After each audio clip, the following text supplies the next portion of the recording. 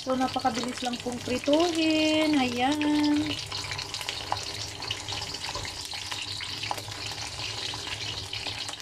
O, diba?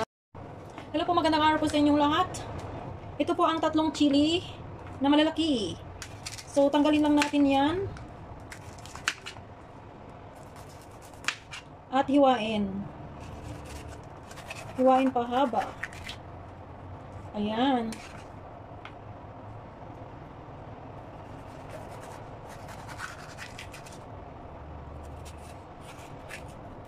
So, tanggalin lang natin itong buto-buto.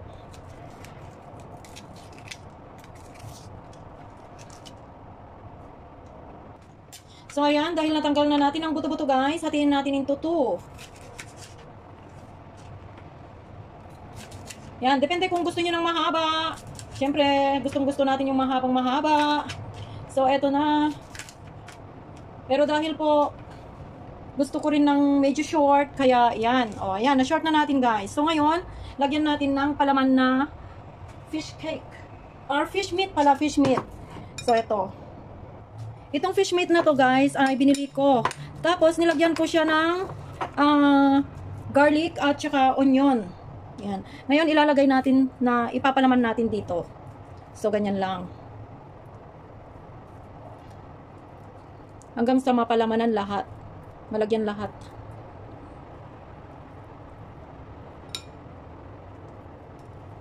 O, diba?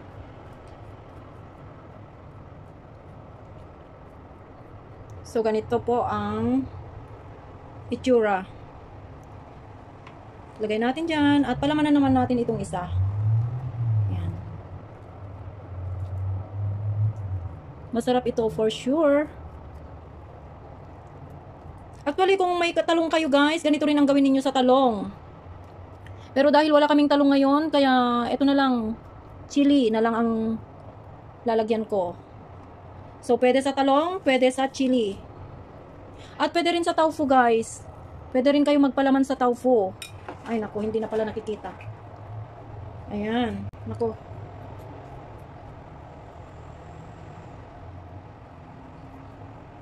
Ayan, masarap po ito. At pag niluto natin ito, guys, deep fry natin. So, maraming mantika po ang kakailanganin natin dito. Katulad ng parang nagpiprito po tayo ng deep fry chicken.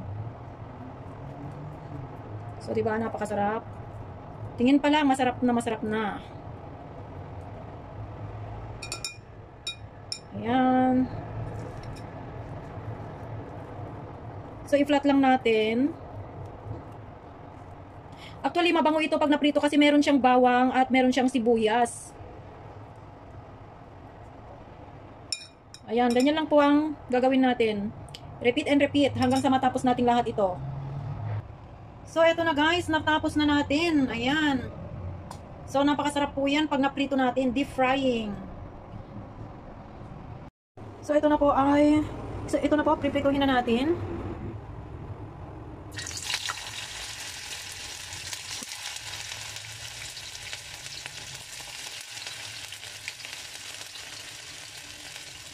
Oh my God.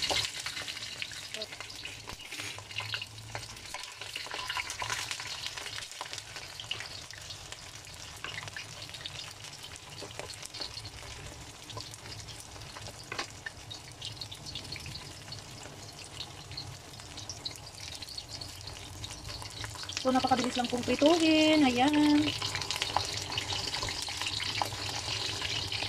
O, diba?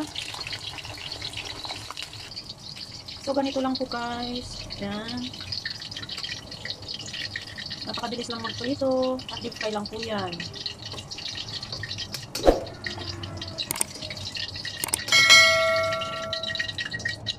So, ayan.